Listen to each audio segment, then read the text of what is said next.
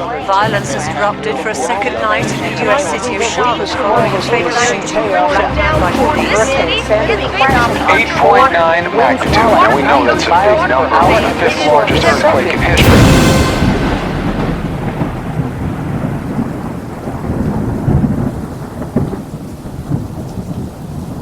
It is a solemn statement that I make to the church that not 1 in 20 whose names are registered upon the church books are prepared to close their earthly history, and would be as verily without God and without hope in the world as the common sinner. Those who have had opportunities to hear and receive the truth, and who have united with the Seventh-day Adventist Church, calling themselves the commandment-keeping people of God, and yet possess no more vitality and consecration to God than do the nominal churches, will receive of the plagues of God just as verily as the churches who oppose the law of God. Divisions will come in the church. 2 parties will be developed. The wheat and tares grow up together for the harvest. There will be a shaking of the sieve. The chaff must in time be separated from the wheat. Because iniquity abounds, the love of many waxes cold. It is the very time when the genuine will be the strongest. The history of the rebellion of Dathan and Abiram is being repeated, and will be repeated till the close of time. Who will be on the Lord's side? Who will be deceived, and in their turn become deceivers? The Lord is soon to come.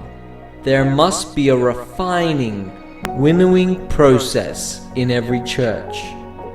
For there are among us wicked men who do not love the truth or honor God. We are in the shaking time, the time where everything that can be shaken will be shaken. The Lord will not excuse those who know the truth if they do not in word and deed obey His commands. Prosperity multiplies a mass of professors. Adversity purges them out of the church. The time is not far distant when the test will come to every soul. The mark of the beast will be urged upon us. Those who have step by step yielded to worldly demands and conformed to worldly customs will not find it a hard matter to yield to the powers that be, rather than subject themselves to derision, insult, threatened imprisonment, and death. The contest is between the commandments of God and the commandments of men. In this time, the gold will be separated from the dross in the church. In the absence of the persecution, there have drifted into our ranks men who appear sound and their Christianity unquestionable, but who, if persecution should arise, would go out from us. When the law of God is made void, the church will be sifted by fiery trials, and a larger proportion than we now anticipate will give heed to seducing spirits and doctrines of devils. The work which the church has failed to do in a time of peace and prosperity, she will have to do in a terrible crisis under most discouraging, forbidding circumstances.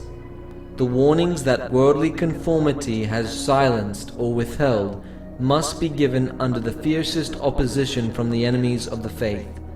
And at that time, the superficial, conservative class, whose influence has steadily retarded the progress of the work, will renounce the faith. If Satan sees that the Lord is blessing His people and preparing them to discern His delusions, he will work with his master power to bring in fanaticism on the one hand and cold formalism on the other, that he may gather in a harvest of souls. those who have had privileges and opportunities to become intellect in regard to the truth, and yet who continue to counterwork the work God would have accomplished, will be purged out. For God accepts the service of no man whose interest is divided. As trials thicken around us, both separation and unity will be seen in our ranks. Some who are now ready to take up weapons of warfare will in times of real peril make it manifest that they have not built upon the solid rock. They will yield to temptation. Those who have had great light and precious privileges, but have not improved them, will, under one pretext or another, go out from us. I asked the meaning of the shaking I had seen, and was shown that it would be caused by the straight testimony called forth by the counsel of the true witness to the Laodiceans. This will have its effect upon the heart of the receiver, and will lead him to exalt the standard and pour forth the straight truth. Some will not bear this straight testimony. They will rise up against it, and this will cause a shaking among God's people. There are those among us who will make confessions, as did Achan, too late to save themselves. They are not in harmony with right. They despise the straight testimony that reaches the heart, and would rejoice to see everyone silenced who gives reproof. The Lord calls for a renewal of the straight testimony born in years past. He calls for a renewal of spiritual life. The spiritual energies of His people have long been torpid, but there is to be a resurrection from apparent death. By prayer and confession of sin, we must clear the King's highway. Even in our day there have been and will continue to be entire families who have once rejoiced in the truth, but will lose faith because of calumnies and falsehoods brought to them in regard to those whom they have loved and with whom they have had sweet counsel. They opened their hearts to the sowing of tares. The tares sprung up among the wheat. They strengthened. The crop of wheat became less and less, and the precious truth lost its power to them. Science, so called, and religion will be placed in opposition to each other, because finite men do not comprehend the power and greatness of God. These words of holy right were presented to me. Of your own selves shall men arise, speaking perverse things, to draw away disciples after them. This will surely be seen among the people of God. When the shaking comes, by the introduction of false theories, these surface readers, anchored nowhere, are like shifting sand. They slide into any position to suit the tenor of their feelings of bitterness. Not having received the love of the truth, they will be taken in the delusions of the enemy. They will give heed to seducing spirits and doctrines of devils, and will depart from the faith. The enemy will bring in false theories, such as the doctrine that there is no sanctuary. This is one of the points on which there will be a departing from the faith. One thing is certain: those Seventh-day Adventists who take their stand under Satan's banner will first give up their faith in the warnings and reproofs contained in the testimonies of God's Spirit. The very last deception of Satan will be to make of none effect the testimony of the Spirit of God. Where there is no vision, the people perish. Satan will work ingeniously in different ways and through different agencies to unsettle the confidence of God's remnant people in the true testimony. The enemy has made his masterly efforts to unsettle the faith of our own people in the testimonies. This is just as Satan designed it should be, and those who have been preparing the way for the people to pay no heed to the warnings and reproofs of the testimonies of the Spirit of God will see that a tide of errors of all kinds will spring into life. It is Satan's plan to weaken the faith of God's people in the testimonies. Next follows skepticism in regard to the vital points of our faith, the pillars of our position, then doubt as to the Holy Scriptures, and then the downward march to perdition. When the testimonies which were once believed are doubted and given up, Satan knows the deceived ones will not stop at this, and he redoubles his efforts till he launches them into open rebellion, which becomes incurable and ends in destruction. Many a star that we have admired for its brilliance will then go out in darkness.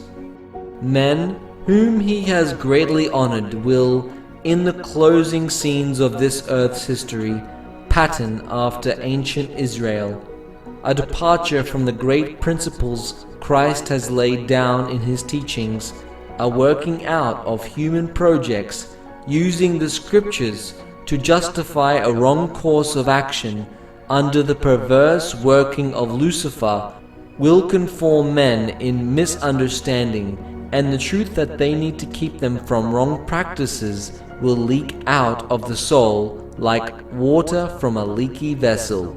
Many will show that they are not one with Christ, that they are not dead to the world, that they may live with him, and frequent will be the apostasies of men who have occupied responsible positions. The great issue, so near at hand, will weed out those whom God has not appointed, and he will have a pure, true, sanctified ministry prepared for the latter rain. Many will stand in our pulpits with the torch of false prophecy in their hands, kindled from the hellish torch of Satan. Some will go out from among us, who will bear the ark no longer, but these cannot make walls to obstruct the truth, for it will go onward and upward to the end. Ministers and doctors may depart from the faith, as the Word declares they will, and as the messages that God has given his servants declare they will. The shaking of God blows away multitudes like dry leaves. Chaff like a cloud will be borne away on the wind, even from places where we see only floors of rich wheat. Soon God's people will be tested by fiery trials, and the great proportion of those who now appear to be genuine and true will prove to be base metal, when the religion of Christ is most held in contempt, when his law is most despised. Then should our zeal be the warmest, and our courage and firmness the most unflinching. To stand in defense of truth and righteousness, when the majority forsake us to fight the battles of the Lord, when champions are few, this will be our test. At this time, we must gather warmth from the coldness of others, courage from their cowardice, and loyalty from their treason. The church may appear as about to fall, but it does not fall. It remains, while the sinners in Zion will be sifted out, the chaff separated from the precious wheat. This is a terrible ordeal, but nevertheless it must take place. As the storm approaches, a large class who have professed faith in the third angel's message, but have not been sanctified through obedience to the truth, abandon their position and join the ranks of the opposition. The Lord has faithful servants who, in the shaking, testing time, will be disclosed to view. There are precious ones now hidden who have not bowed the knee to Baal. They have not had the light which has been shining in a concentrated blaze upon you. But it may be, under a rough and uninviting exterior, the pure brightness of a genuine Christian character will be revealed. In the daytime we look toward heaven, but do not see the stars. They are there, fixed in the firmament, but the eyes cannot distinguish them. In the night we behold their genuine luster. On every occasion that persecution takes place, the witnesses make decisions, either for Christ or against him. Those who show sympathy for the men wrongly condemned, who are not bitter against them, show their attachment for Christ. Let opposition arise. Let bigotry and intolerance again bear sway. Let persecution be kindled, and the half-hearted and hypocritical will waver and yield the faith. But the true Christian will stand firm as a rock, his faith stronger, his hope brighter than in days of prosperity.